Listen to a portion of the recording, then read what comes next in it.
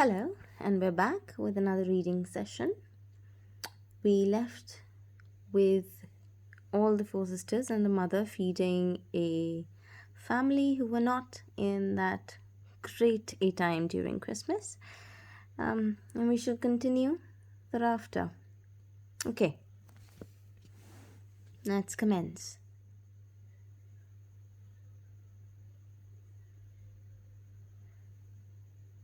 That's loving our neighbour better than ourselves, and I like it, said Meg, as they set out their presents while waiting for their mother upstairs, who was collecting clothes for the poor Hummels. Not a very splendid show, but there was a great deal of love done up in a few little bundles, and a tall vase of red roses, white chrysanthemums, and trailing vines, which stood in the middle, quite gave an elegant air to the table. "She's coming! Strike up, Beth! Open the door, Amy! 3 cheers for Mommy!" cried Joe, prancing about while Meg went to conduct Mother to the seat of the honor.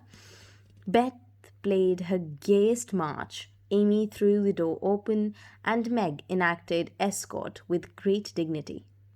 Mrs. March, both surprised and touched, and smiled with her eyes full as she examined her presents, and read the little notes which accompanied them.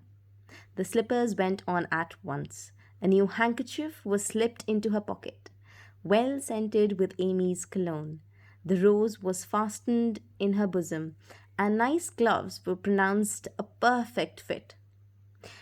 There was a good deal of laughing and kissing and explaining in the simple, loving fashion which makes these homes festivals so pleasant at that time, so sweet to remember long afterwards, and then all fell to work.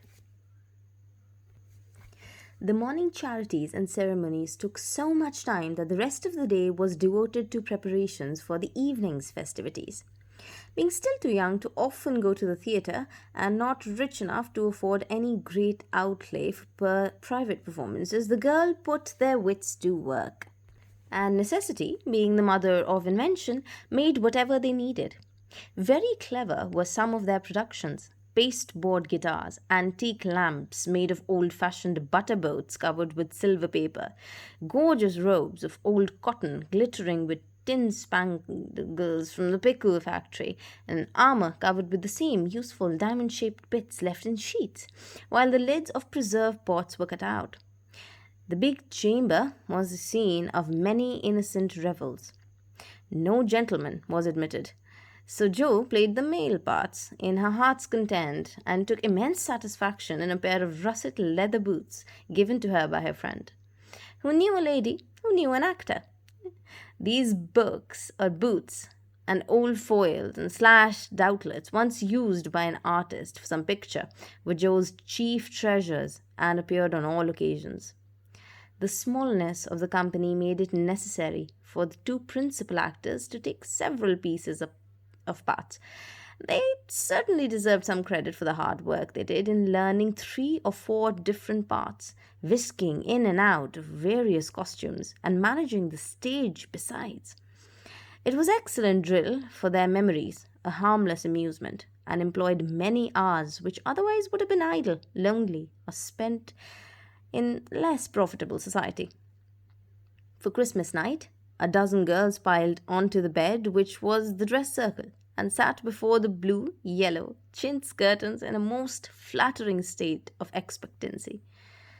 There was a good deal of rustling and whispering behind the curtain, a trifle of lamp smoke, and an occasional giggle from Amy, who was apt to get hysterical in the excitement of the moment. Presently, a bell sounded, the curtains flew apart, and the operatic tragedy began. A gloomy wood, according to the one Babel, was represented by a few shrubs in pots, green baize on the floor, and a cave in the distance. This cave was made from the clothes, hose for roof, burrows for walls, and in it was a small furnace in full blast with a black pot on it, and an old witch bending over it. The stage was dark, and the glow of the furnace had a fine effect, especially as real steam issued from the kettle when the witch took off the cover. The moment was allowed for the first thrill to subside. Then Hugo, the villain, stalked in with a clanking sword at his side, a slouching hat, black beard, mysterious cloak, and the boots. After pacing to and fro in much agitation, he struck his forehead and burst out in a wild strain, singing of his hatred for Rodrigo, his love for Zara, and his pleasing resolution to kill the one and win the other. The gruff tones of Hugo's voice, with an occasional shout when his feelings overcame him, were very impressive, and the audience applauded the moment he paused for breath. Bowing with the air of one accustomed to public praise, he stole to the cavern and ordered Hagar to come forth with a commanding, "What ho, minion, I need thee!"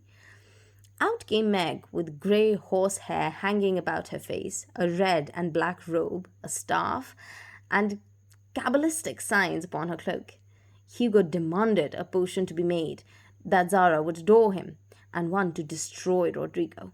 Hagar, in a fine dramatic melody, promised both, and proceeded to call upon the spirit who would bring the love philtre. "Hither, hither from thy home, airy spirit, I bid thee come, born of roses, fed on dew, charms and potion canst thou brew? Bring me here with elfin speed the fragrant philtre which I need, make it sweet and swift and strong, spirit, answer now my song." A soft strain of music sounded, and then at the back of the cave appeared a little figure in cloudy white, with glittering wings, golden hair, and a garland of roses on its head. Waving a wand, it sang, "Hither I come from my airy home, afar in the silver moon. Take the magic spell and use it well, or its power will vanish soon." And dropping a small gilded bottle at the witch's feet, the spirit vanished.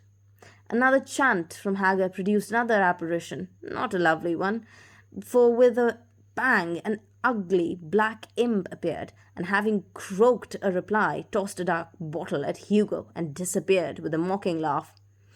Having warbled his thanks and put the potions in his boots, Hugo departed, and Hagar informed the audience that as he had killed a few of her friends in the times past, he had cursed him, and intended to thwart his plans and be revenged on him.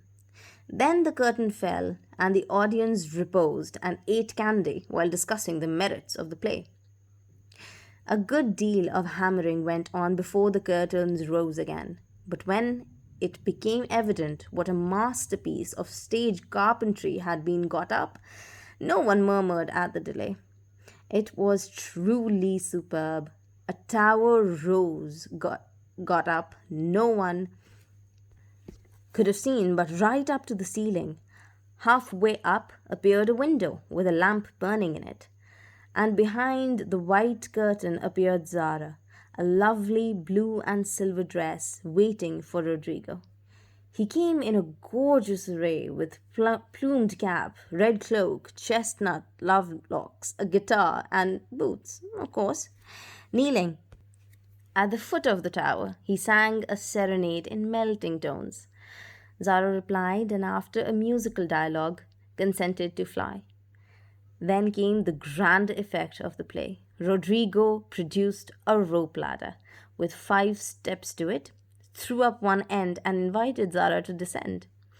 Timidly, she crept from her lattice and put her hand on Rodrigo's shoulder, and was about to leap gracefully down when, alas for Zara, she forgot her train. It caught in the window, and the tower tottered, leaned forward, fell with a crash, and buried the unhappy lovers in its ruins. A universal shriek rose as the russet boots waved widely from the wreck, and the golden head emerged, exclaiming, I told you so!" With wonderful presence of mind, Don Pedro, the cruel sire, rushed in and dragged out his daughter with a hasty aside. "Don't laugh! Act as if it was all right!"